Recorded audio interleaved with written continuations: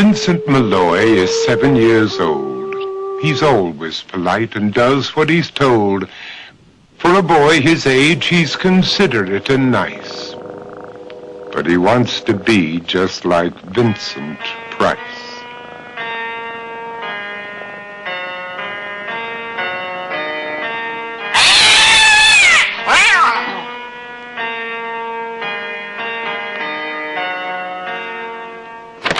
He doesn't mind living with his sister, dog, and cats, though he'd rather share a home with spiders and bats.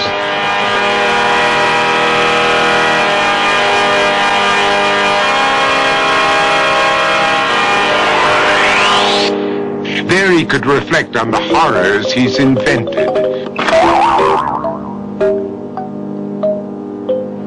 and wander dark hallways alone and tormented.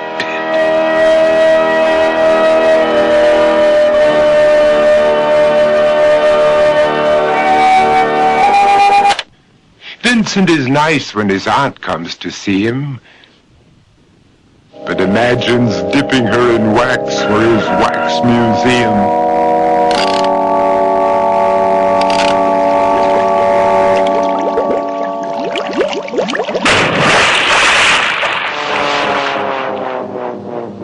He likes to experiment on his dog, Abercrombie, in the hopes of creating a horrible zombie. So he and his horrible zombie dog could go searching for victims in the London fog. His thoughts, though, aren't only of ghoulish crime. He likes to paint and read to pass some of the time.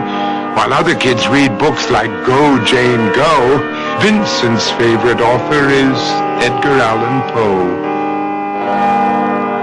One night, while reading a gruesome tale, he read a passage that made him turn pale. Such horrible news he could not survive, for his beautiful wife had been buried alive.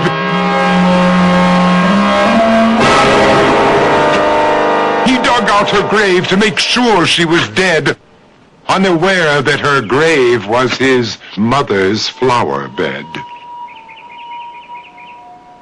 His mother sent Vincent off to his room.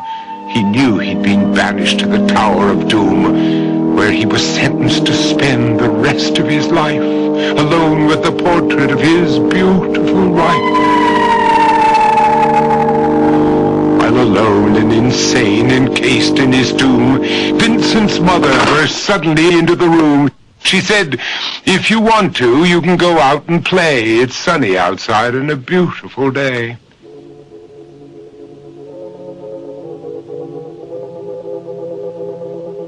Vincent tried to talk, but he just couldn't speak. The years of isolation had made him quite weak.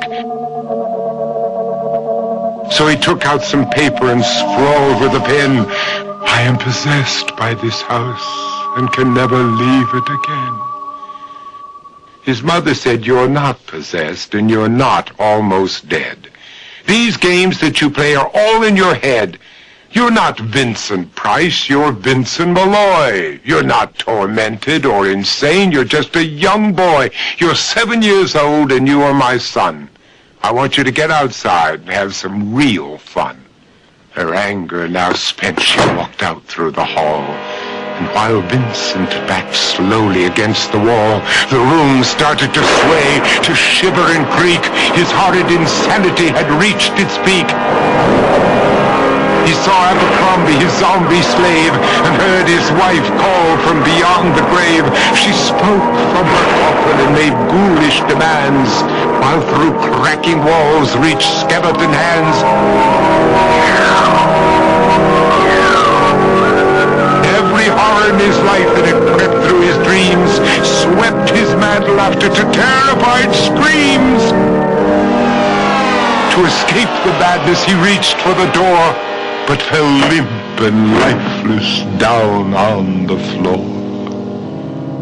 His voice was soft and very slow as he quoted The Raven from Edgar Allan Poe.